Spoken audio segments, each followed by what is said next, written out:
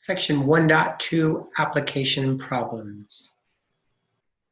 First part of application problems is to get a feel for words and what they mean.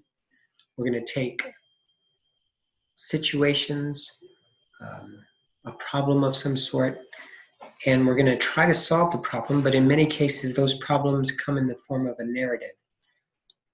And so when we have this narrative, we have to determine what do we need to do?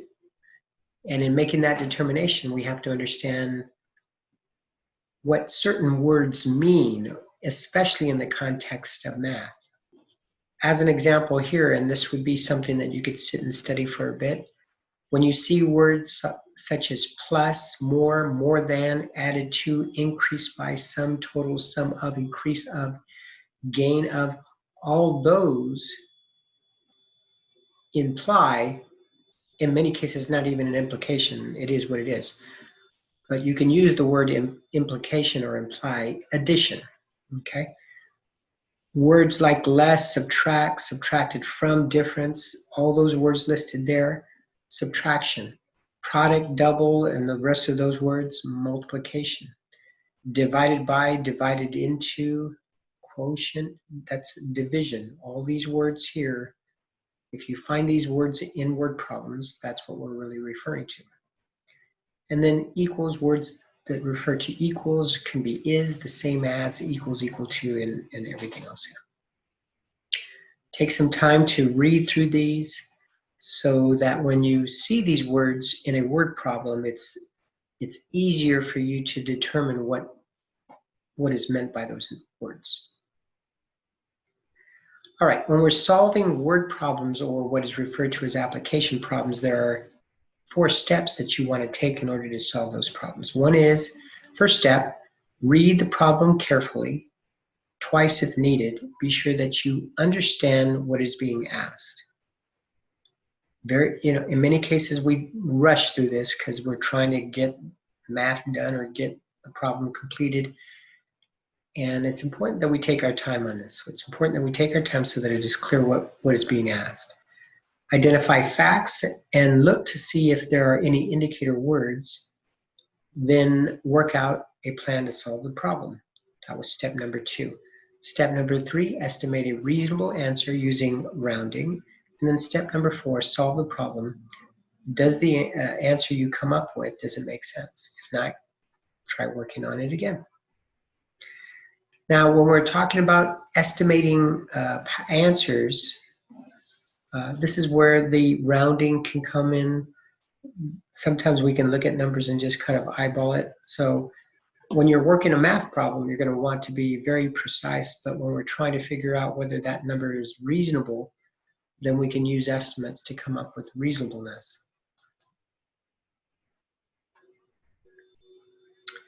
So let's take a look at this first example here. Total sales at a neighborhood yard sale were $3,584. The money was divided equally among the boys soccer club, the girls soccer club, the boys softball team, and the girls softball team. How much did each group receive? So we have to look at the words and see if there's anything that gives us a hint. Well, we have total. Total is $3,584. And then they make it pretty obvious in this application problem. It says divided equally. So looking at those words, we know that we're really looking at a division problem. The question is what are we dividing? Well, we're dividing this 3,584, and what are we dividing it by? Well, we're going to want each group to have an equal share. So we've got to figure out, well, how many groups do we have? So we look and we see that the boys soccer club is 1 group, the girls soccer club is 2 groups, the boys softball team is 3 groups, and the girls softball team is 4 groups. So there's four groups we're going to be looking at. So we're going to take the 3,584 and we're going to divide it by 4. Well, we can come up with a quick estimate on that, mind you, because this 3,584, we could round up, so to speak, and we're looking at hundreds rounded to the nearest 100. would be 3,600. And conveniently, when we're talking about 4 groups, well, 3,600 divided by 4, remember we could just get rid of those 2 zeros, solve, and then add those 2 zeros back at the back end. So 3,600 divided by 4 would be 9. Well, and then add those 2 zeros back, that gives us 900. So our estimate right off the top is 900. And then now that we've got that in our minds, we don't even have to write that down, we just have it in our minds. Now we can then solve the problem. When we solve the problem, we specifically put down 4 goes into or divided into 3,584. And then we use this as a division problem, which we've already gone through and what was in the previous chapter. Once we go through all these steps, and thankfully it came up an even, we end up with 896. Now, when we come up with 896, we compare that to what we came up with in terms of reasonableness, and 896 is pretty close to 900. So if you would have come up with 89.6 as an example, well, that doesn't make sense because the reasonable number you came up with was 900. So that might tell you that maybe you got a decimal place wrong. The next example, example number 2, is the daily sales figures at Subway were 2,358 on Monday, and each one of those for each one of the days. Okay, so it looks like there's 1, 2, 3, 4, 5, 6, 7 days and 7 numbers. Find the total sales for the week. Well, that's pretty close. The total, pretty close to self-explanatory. Total sales implies or suggests addition. So we're just going to add those up, add them up and down, and you're going to double check your number. I'm sure that's something you can practice. Many experts believe, example number 3, many experts believe that some countries already have a water shortage, while others will be facing water shortages soon. The chart below shows an estimate of freshwater resources per person by country. All right, so we see Brazil has plenty of water per person. That's cubic meters per person per year. So that's plenty of water in Brazil. Pretty good amount of water for Russians. The United States in total is not too bad, although in this area we struggle with water because we're more like a desert here in the valley.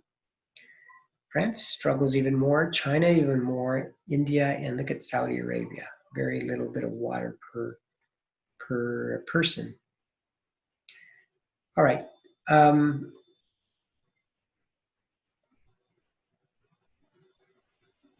Find the difference in water resources per person between China and India. Well, the key word is the difference. If you would go back and look at our cheat sheet for all those words and what they mean, you'd end up knowing or remembering that the difference means subtraction. China and India, so we're going to subtract those 2 numbers. Let's go through that process. Okay, China has 2,125, India has 1,670, the difference 455.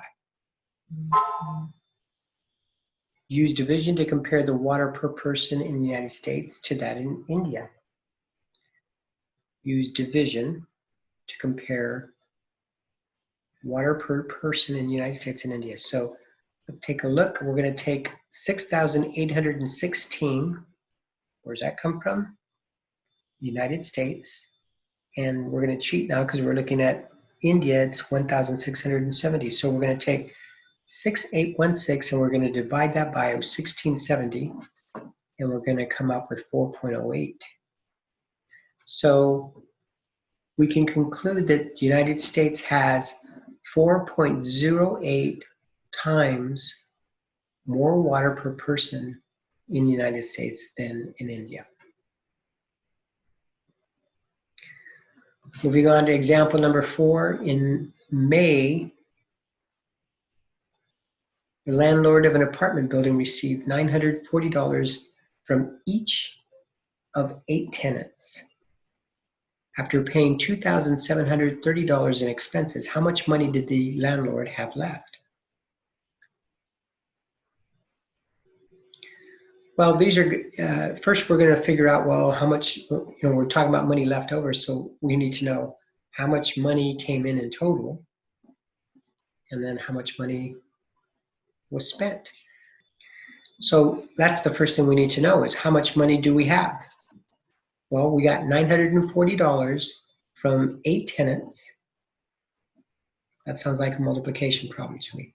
So we're going to take the $940, multiply by 8, and we'll get $7,520.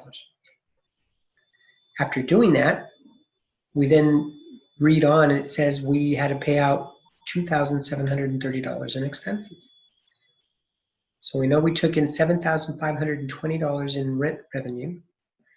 We're going to subtract from that $2,730 in expenses, and that leaves us $4,790 after expenses. That's how much money is left over. That's what the question wanted.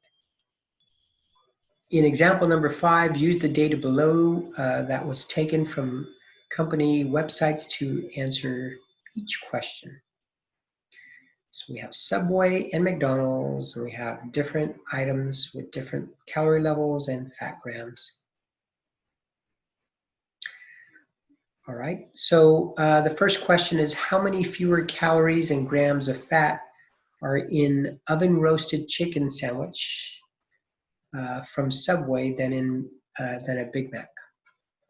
How much fewer? How much fewer is what we're looking at? So we're taking those words, and by the way, whenever we come across these problems, I would suggest that you actually pause it, try to solve it, and then you can come back to me and then work through it together through the textbook. But right now we're looking at how many fewer calories.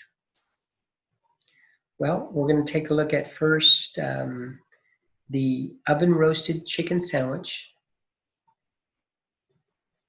The oven roasted chicken sandwich has 320 calories. And the Big Mac at McDonald's is 540. So fewer calories suggest that we're looking for the difference. We're looking for a subtraction problem. And the fewer calories are going to be in the oven roasted chicken. So therefore, the Big Mac is the higher number. And we're going to find that difference. That difference will mean that that gives us the fewer calories between the two. So we'll do that, 540 calories, and we'll subtract from that the 320 calories, and it's going to be 220 fewer calories. 220 fewer calories is what we have. Well, it also has fewer calories and grams, so we'll do the same thing for grams. We have 28 fat grams for Big Mac and only 5 fat grams for the oven roasted chicken. So 28 minus 5 is 23. Bingo, we have that resolved. The next question is, how many fewer calories and grams of fat are in the Southwest chicken grill? Well, that's really the same kind of a problem with different numbers. I'll let you go ahead and work through that. That concludes section 1.2.